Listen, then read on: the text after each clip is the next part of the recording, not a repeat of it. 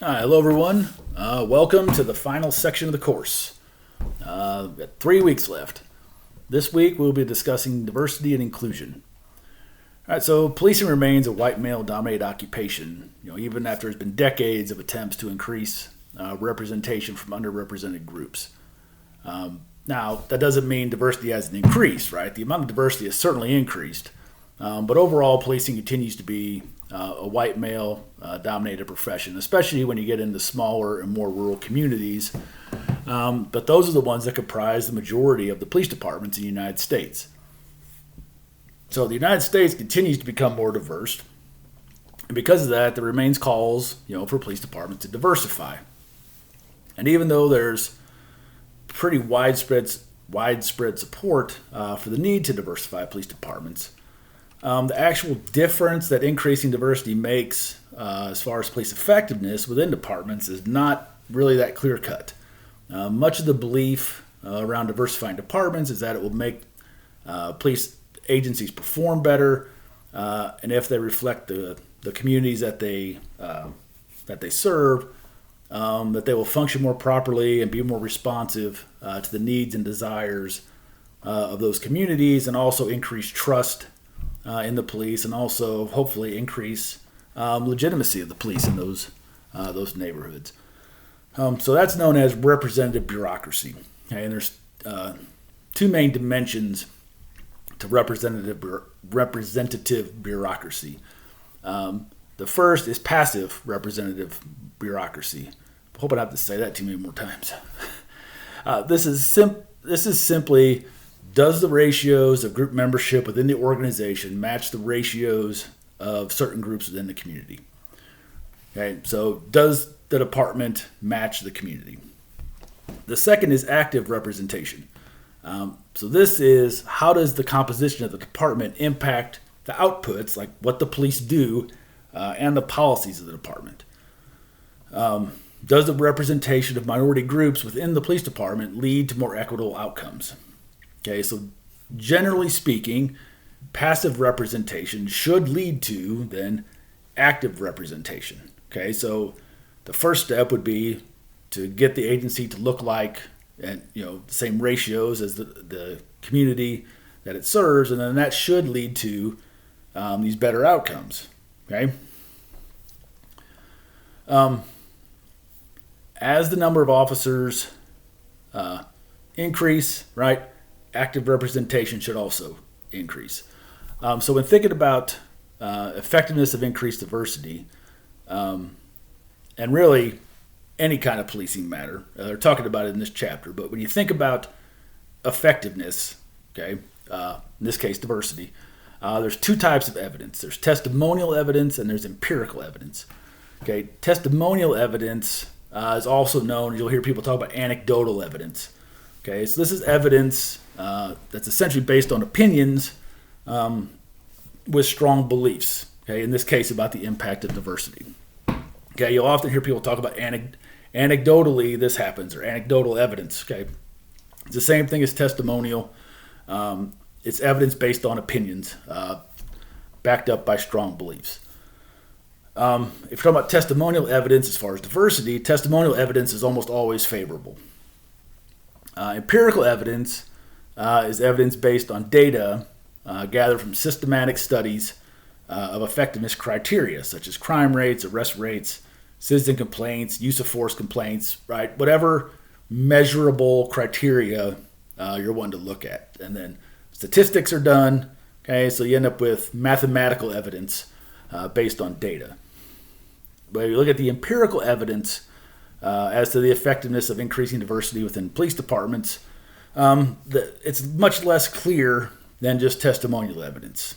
But there is some evidence that diversity can make a difference, at least in the short term.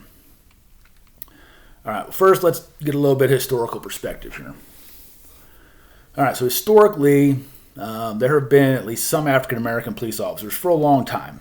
The book states that in 1861, there were black officers in Washington, D.C.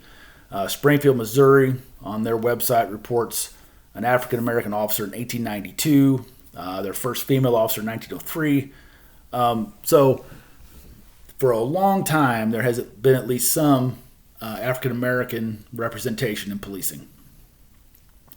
Minority representation in the police increased in cities because citizens wanted it. And they believed that assigning black officers to patrol black neighborhoods would decrease hostility toward the police. So the citizens of those communities wanted more black officers, and agencies believed that if they assigned black officers to patrol predominantly black neighborhoods, that would decrease hostility toward the police. So you had these increases, and then even though there were black officers and their numbers continued to increase throughout the 40s and 50s, they still were not treated as equals to white officers. Had restrictions placed on them, like the type of location of their assignments. Promotional opportunities were restricted toward them. There were a lot of restrictions placed on them. And then African American officers began to increase again in the 60s. There was a push to increase representation because of the civil unrest associated with the 60s. You had riots in several cities. You had Vietnam War protesting. You had civil rights movement. You had lots of things going on. And the belief was that if you increase diversity and increase representation of African American officers in police departments, that may alleviate some of these issues. All right, so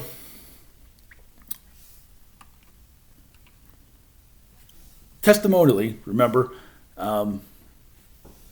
more African American or minority officers should produce better results. Okay, empirically, remember I said it's less clear. Okay, so if you look at actual empirical studies on the performance of African American officers, they have mixed results. Several studies have found that black officers were more strict with black citizens and sometimes treated them more harshly than did white officers. They found that in the 70s, and then still in 2006, researchers found that black officers were more likely to arrest black citizens than were white officers. Because the belief was that black police officers would police black neighborhoods and citizens differently than did white officers. But that's not really what they found. It's not really what happened. Newer studies in 2008 and 2009 found that as the number of black officers in a patrol division increased, so did the number of blacks that were stopped. They also found that as the number of Hispanic officers increased in a traffic division, there was an increase in the number of Hispanics that were stopped by police. So the big question was why, right? Why is this happening? Because this isn't what people thought was going to happen. So they believe it may be an effect of officer socialization, where officers behave similarly regardless of race or ethnicity.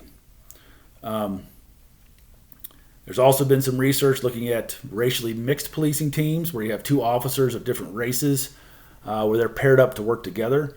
They believe that if you have two officers of different races, they'd have a moderating effect on one another and would serve as kind of this check and balance against each other, and therefore would have better results. They also believe having officers of different races working together is that the officers then would be socialized in how to interact with citizens of different races, and again, that would produce more positive results for police. And then third, having these teams would have the symbolic benefit of demonstrating unity and cohesion between officers of different races. All right, women in policing. Women also remain significantly underrepresented in policing. There's a lot of reasons why, but one reason maybe policing often involves what are considered to be male attributes such as aggression, physical competence, those types of things. While characteristics that are more associated with women, such as empathy, compassion, are not as highly valued as those that are considered to be more the male attributes. So when females, in addition to a variety of other reasons, right? There's all kinds of reasons why women may not get involved with policing. But when females first became involved in policing, they were usually as like an aide to male officers to perform duties that were considered to be unmasculine. So things like clerical work, supervising juveniles.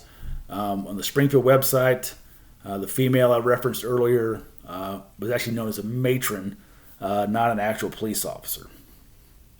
So Lola Baldwin was the first woman recognized as the first woman to hold full police powers in Portland, Oregon, in 1905. But she was hired in a social work capacity. That Alice Stebbins Wells was appointed to the LAPD in 1910, and she became very involved in a national movement for police women. By 1925, 210 cities had women working in police positions, but not as patrol officers.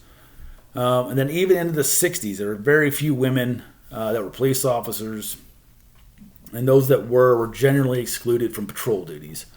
But starting in the 50s, the role for women did start to expand to include things like helping investigate sexual assaults, using them to detect purse snatchers, pickpockets.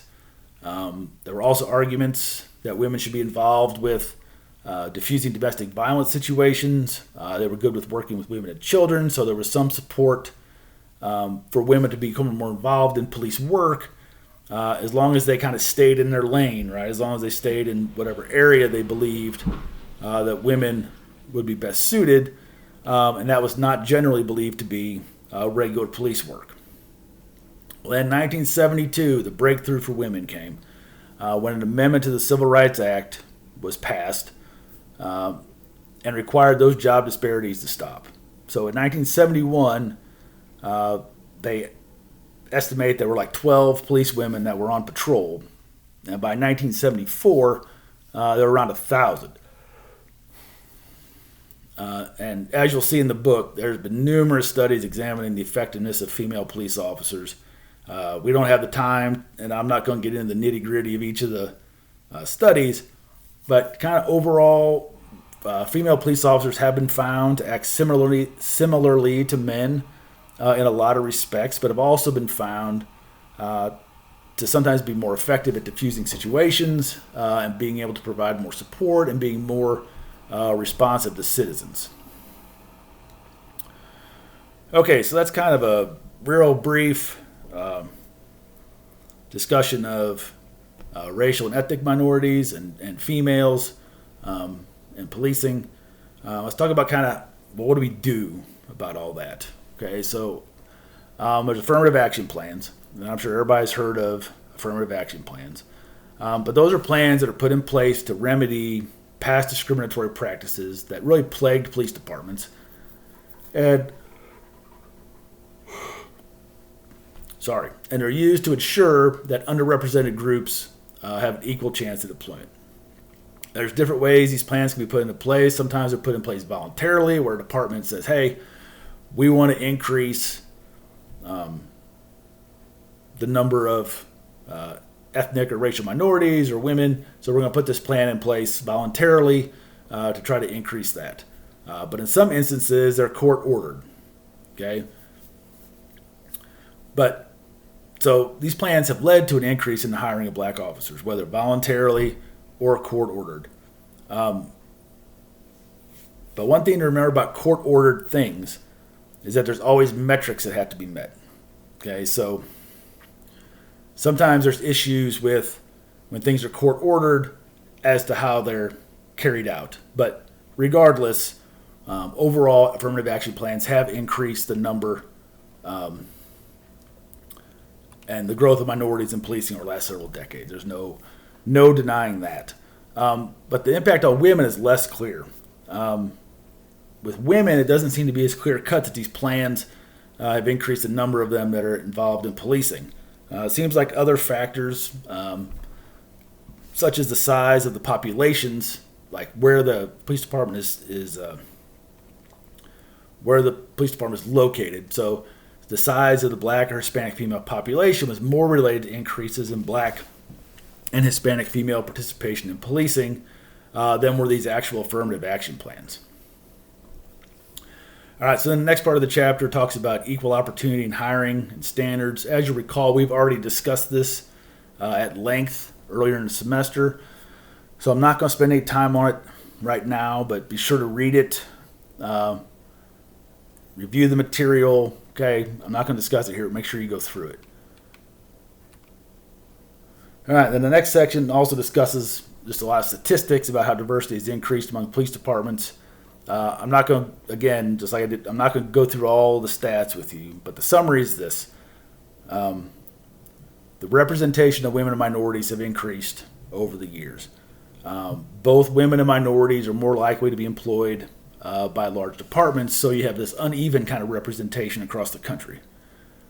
But if you consider the racial composition of America, more African Americans live in larger communities or cities than they do small towns in rural America. So it makes sense why they're more representative in these larger police departments than in smaller rural departments. It doesn't mean that diversity can't be increased in those places, but it makes sense that more of them are, more minorities, more women are employed by these large departments.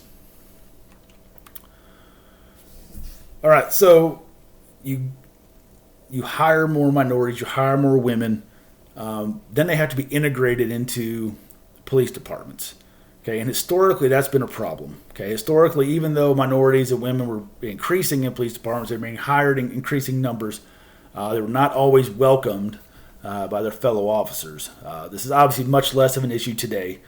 Not saying it's not an issue today, but it's much less of an issue today than it has been in the past. And one of the biggest obstacles to integration, especially of women, into policing was the police culture. Now, not as much for men from underrepresented groups, but more so for women, was police culture.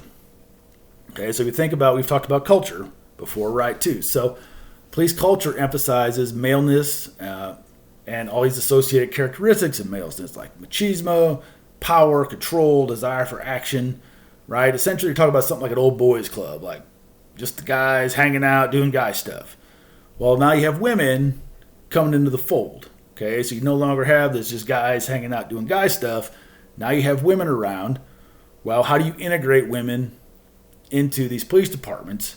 How do you integrate women into, this police culture that's been around forever, okay? So once women started having a more prominent place in policing, right, obviously this culture is obviously challenged, right? You can't have this old boys club anymore if you have women, right? You just can't. It's not an old boys club anymore.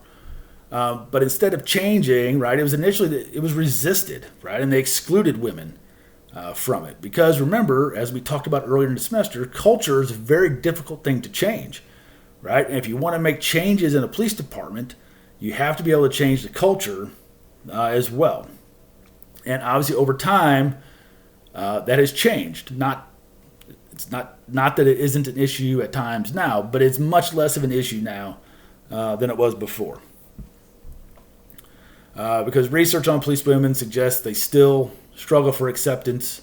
Oftentimes, they still believe they don't receive equal credit for work. They're sometimes sexually harassed. And because of these kind of things, they're often reluctant to form these personal relationships with other officers, which leads to things like having access to mentors. Well, if you don't have access to mentors, then that can lead to lost promotional opportunities, lost ability to be put on special assignments, right? There's all these secondary consequences to the fact that women don't necessarily always integrate well into police agencies. Okay, sexual orientation is another area of diversity that requires some attention. LGBTQ officers may face a lot of similar hurdles as other underrepresented groups in policing. But there's a difference because sexual orientation is not something that's outwardly known to departments like race or ethnicity. And there's no way for departments to track that because it's illegal for them to ask officers about that. So it's a different situation in that regard because they, oftentimes officers just keep that to themselves, right? Because it really is nobody else's business, right? But as far as departments dealing with this, there really is no way to track it, okay? Because they can't ask you what your sexual orientation is, because it's really none of their business. But LGBTQ officers do report, some of these same integration issues as women or racial minorities, and are sometimes exposed to the same kinds of harassment and isolation. But this is a very understudied area of criminal justice research, so it's hard at this point to empirically discuss the issues facing these officers because there really isn't very much research examining this. All right, I'm going to stop here for this week. Be sure you complete your assignments and let me know if you have any questions. I'll see you next week.